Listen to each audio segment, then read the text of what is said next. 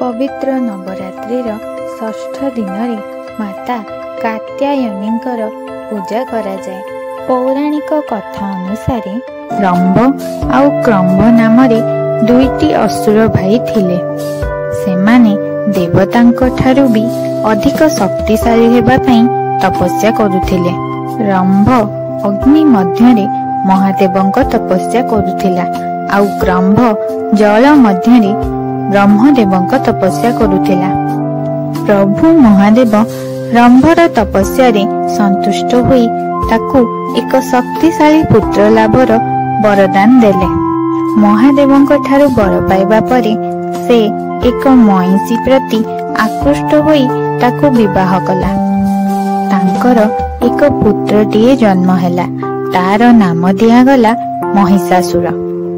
तार अधा शरीर असुर आउ मुंड महिषीर थिला। से बहुत शक्तिशाली थिला। एमिति कि देवता माने मध्य ताकू डरुथिले। जेमिति रंभ तार तपस्या सफल होई एक शक्तिशाली पुत्र पाइला, सेमिति क्रंभ जदि तार तपस्या सफल हुई आउ किछि अधिक शक्ति पाई जाए, तेणु देवराज इंद्र कुंभीर रूप रे जाई तार तपस्या भंग कले आउ ताकू बद्ध करिदेले। निज प्रिय भाईर मृत्यु खबर पाई रंभ बहुत भांगी पड़िला। से निजर जीवन हारिदेला। निजर स्वामी मृत्यु देखि शेषरे तार पत्नी मध्य निजर जीवन हारिदेला। पिता मातांकर मृत्युर प्रतिशोध नेबा पई महिषासुर ब्रह्मदेवंकर कठोर तपस्या करिबा आरंभ कला। बहुत दिन धरी कठिन तपस्या करिबा परे तार तपस्या रे संतुष्ट होई ब्रह्मदेव प्रकट हेले। से ब्रह्मदेवंकु कहिला, हे ब्रह्मदेव, मते अमर वर दियंतु। ब्रह्मदेव कहिले, जी जन्म निये से दिने ना दिने निश्चय मृत्युवरण करे, तेणु अमर वर छड़ा आउ किछि माग। महिषासुर कहिला, ब्रह्मदेव, मते एही वर दियंतु जे मते कोनोसी देवता, असुर, गंधर्व, पशु, किन्नर किंबा कोनोसी भी पुरुष मारि परिबे नाही। ब्रह्मदेव कहिले, तथास्तु, सेमिति ही हेबो। एतिकी कही ब्रह्मदेव अंतर्ध्यान हेले। मते एबे केही भी मारि परिबेनी। ब्रह्मदेवंक ठारू वरदान पाइबा परे महिषासुर निजकु अमर बोली भाबुथिला। से पृथ्वीर लोकमानंकु बहुत हैरान कला। तापरे से असुर मानंकर सहित निज पितार मृत्युर प्रतिशोध नेबा पई देवराज इंद्रंक स्वर्गपुरी उपरे आक्रमण करी ताको निज अधिकार कला। सेठारे नारी मानंक प्रति बहुत अत्याचार करुथिला आउ सेमानंकु बंदी करिथिला।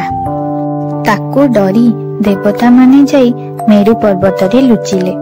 शेषरे देवता माने ब्रह्मा, विष्णु और महादेवंकु डाकी महिषासुरर वध पई उपाय चिंता कले।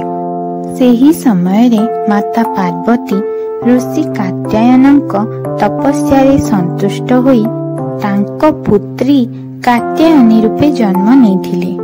जेहेतु ब्रह्मदेवंक वरदान अनुसार महिषासुर को केवल जणे नारी मारि परिबे, तेणु ब्रह्मा, विष्णु, महादेव और समस्त देवता माता पार्वतींकर शक्ति को स्मरण कराइबा पई तांको निकटकू गले।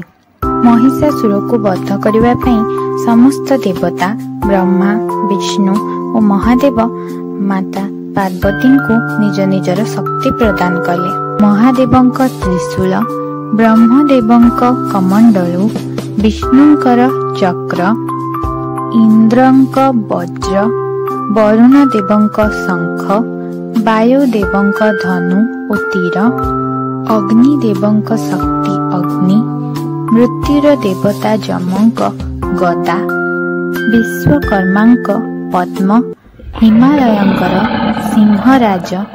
जेहेतु माता पार्वती ସମସ୍ତଙ୍କୁ ବିପଦରୁ ରକ୍ଷା କରିବା ପାଇଁ ଏହି ରୂପ ଧାରଣ କରିଥିଲେ।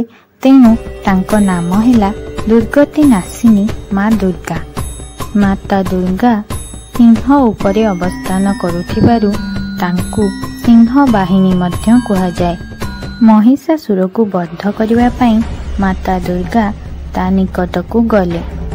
10 ଦିନ ଧରି ମାତା ଦୁର୍ଗା ଓ ମହିଷାସୁର ମଧ୍ୟରେ ଭୀଷଣ ଯୁଦ୍ଧ ହେଲା।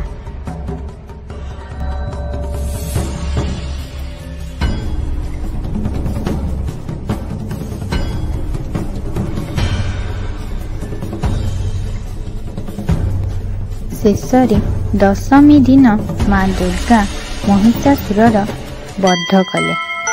ଏହି ଦିନ ମା ଦୁର୍ଗା ମହିଷାସୁର ଉପରେ ବିଜୟ ପ୍ରାପ୍ତି କରିଥିବାରୁ ଏହାକୁ ବିଜୟା ଦଶମୀ ମଧ୍ୟ କୁହାଯାଏ। ଏହି ଦିନରେ ପ୍ରଭୁ ରାମଚନ୍ଦ୍ର ରାବଣକୁ ବଧ କରିଥିଲେ। ମାତା ଦୁର୍ଗା ଋଷି କାତ୍ୟାୟନଙ୍କର ପୁତ୍ରୀ ହୋଇଥିବାରୁ ତାଙ୍କ ନାମ ହେଲା କାତ୍ୟାୟନୀ। ମାତା କାତ୍ୟାୟନୀଙ୍କର 4ଟି ଭୁଜ ରହିଛି। ମାତା ନିଜ ହସ୍ତରେ ପଦ୍ମ ଏବଂ ତରବାରୀ ଧାରଣ କରିଛନ୍ତି। ଏହି ରୂପରେ ମାତାଙ୍କର ବାହନ ହେଲେ ସିଂହ। ମାତା କାତ୍ୟାୟନୀଙ୍କର ପୂଜା କରିବା ଦ୍ୱାରା ସମସ୍ତ ବାଧା ଦୂର ହୋଇଥାଏ। ରିନି ମିନି କୁହ ମାତା କାତ୍ୟାୟନୀଙ୍କର ଜୟ। ସାଙ୍ଗମାନେ କାହାଣୀଟି ଭଲ ଲାଗିଥିଲେ ଭିଡ଼ିଓକୁ ଲାଇକ୍ କରନ୍ତୁ। ଏମିତି ଆହୁରି ଭଲ ଭଲ କାହାଣୀ ଦେଖିବା ପାଇଁ ଚ୍ୟାନେଲକୁ ସବସ୍କ୍ରାଇବ୍ କରନ୍ତୁ। ଆଉ ହଁ, ବେଲ୍ ଆଇକନ୍କୁ ପ୍ରେସ୍ କରିବାକୁ ଭୁଲନ୍ତୁ ନାହିଁ। କାହାଣୀକୁ ପୁରା ଦେଖିଥିବାରୁ ଧନ୍ୟବାଦ।